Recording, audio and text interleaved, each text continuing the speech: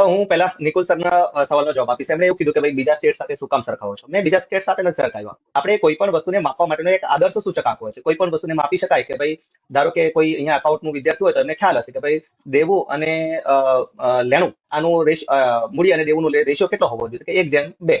મતલબ તમે 100 રૂપિયા તમારા ધંધામાં 100 રૂપિયા મૂડી છે તો તમે 33 રૂપિયા વ્યાજે લાવ્યા હોય તો ચાલશે, પણ 66 રૂપિયા તમારા પોતાના હોવા જોઈએ.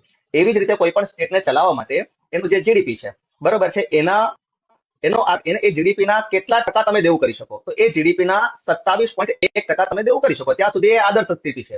એની ઉપર જાય તો લાલ બત્તી છે, એના ઉપર ન જાય તો લાલ બત્તી નથી.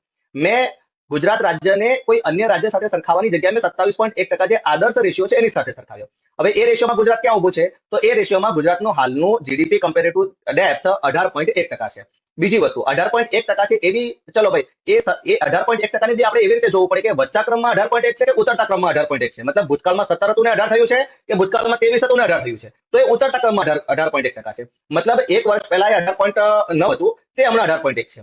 બરાબર છે. આજથી 10 વર્ષ પહેલા 23.9 હતું, તે હમણાં 18.1% થયું છે. તો છેલ્લા 10 વર્ષની અંદર 4.4-4.5% ઘટાડો થયો છે. તો ઇટ મીન્સ એ પ્રોસેસમાં છે, પોઝિટિવ પ્રોસેસમાં છે, મજબૂતાઈ તરફ જાય છે.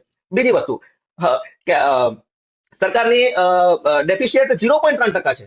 બરોબર છે. તો તમે કઈ રીતે કહી શકો કે આ રાજ્યની આર્થિક વ્યવસ્થાઓ ખરાબ છે?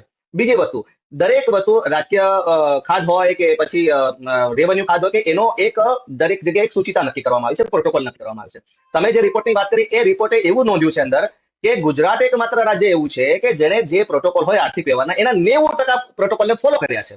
બરોબર છે. હવે તમે આ સિનારીઓની અંદર જુઓ તો મને બતાવો કે કઈ જગ્યાએ ચિંતાનો વિષય છે. હવે આ લોકો પર હેડમાં કન્વર્ટ કરી દે છે કે ભાઈ પર હેડ આટલું દેવું. મને એ બતાવો કઈ રાજ્ય સરકાર પર હેડ દેવું હોય તે તમારી પાસે માંગવા આવે છે? કોઈ જગ્યાએ નથી માંગવા આવતું. તમારે આ તો ખાલી એક કેલ્ક્યુલેશનનો એક હિસ્સો છે કે ભાઈ ચલો આપણે દેવું કેટલું, તો કે પર હેડ આટલું. બરોબર છે. ખાલી એક માપણી માટેનું એક સાધન છે. એના માટે કોઈ તમારા ઘરે ઉઘરાણી કરવા નથી આવી જવાનું કે તમારા ખાતામાં પડે તો રાજ્ય સરકાર લઈ નથી લેવાની. બરોબર છે. તમારે પર હેડ ગણવાની જગ્યાએ જે આપણી આર્થિક વ્યવસ્થાઓ છે, આપણું જે સંઘીય ઢાંચો છે, એની અંદર જે બી આપણી અર્થતંત્રને નિર્દેશિત કરનારી એજન્સી છે, સંસ્થાઓ છે, બરોબર છે, એ લોકોએ આદર્શ સ્થિતિ શું વર્ણવી છે, શું જે તે રાજ્ય એ આદર્શ સ્થિતિની અંદર છે કે બહાર છે, બરોબર છે, એ જોવાનું હોય. અને એની અંદર ગુજરાત આખા દેશની અંદર પ્રથમ ક્રમે છે.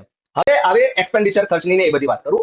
જરૂરી નથી કે તમારો તમામ એક્સપેન્ડિચર ખર્ચ આવકમાં કન્વર્ટ થાય. કારણ કે ઘણી વખત આપણું ઇન્ફ્રાસ્ટ્રક્ચર એટલા માટે ઉભું કરવામાં આવતું, જેમ કે કોઈ ટ્રાન્સપોર્ટ બિઝનેસને વ્યવસ્થિત રોડ મળી જાય, બરોબર છે, તો એ એક્સપેન્ડિચર ઠીક છે, કશે એક બે ટોલ નાખવો તો સમય જાય, પરંતુ એ રોડ મેન એ રોડની અંદર ઇન્વેસ્ટ સરકાર એટલા માટે નથી કરતી કે એની અંદર એ રોડ પરથી આવક થાય, પરંતુ એટલા માટે કરે છે કે ભાઈ ટ્રાન્સપોર્ટ જે 12 કલાક થતા હતા એ હવે 8 કલાક થશે. એના કારણે જે તે ટેમ્પોનો ઘસારો, ડેપ્રિસિએશન બચશે, તેલ બચશે, સમય બચશે, અને આ એક કલેક્ટિવ ગ્રોથ થતો હોય છે. જ્યારે એક રોડ બનતો હોય છે, ધારો કે એક ગામ છે અને એ ગામથી 10 કિલોમીટર દૂર કોઈ XYZ ખેડૂતનો ખેતર છે, વચ્ચે રેતી છે, બરોબર છે, તો એ ભાઈ પહેલા દૂધ ભરાવવા માટે શું કરતો હતો? તો કે ભાઈ બરણી લઈ ઉચકીને 2 કલાક પહેલા નીકળતો હતો. હવે ધારો કે એ બે વચ્ચે આપણે એક રોડ બની ગયો. હવે ત્યાં તો કોઈ ટોલ નાખવું પોસિબલ નથી, બરોબર છે, એ એક્સપેન્ડિચર માંથી કોઈ આવક નથી થવાની, તો એ સગવડ માટે એક્સપેન્ડિચર છે. હવે એ ખેડૂત એક 50,000 બાઇક લઈ લેશે અને દૂધ 5 મિનિટમાં ભરાવીને રિટર્ન જઈ જશે. એના કમસે કમ 2 કલાક શ્રમના બચ્યા. તો એ 2 કલાકમાં એ બીજી કોઈ પ્રવૃત્તિ કરશે ને દેશની પ્રગતિમાં મદદ કરશે. સો કોઈ બધા એક્સપેન્ડિચર ખર્ચ તમારા આવકમાં કન્વર્ટ થવા જોઈએ એવું જરૂરી નથી,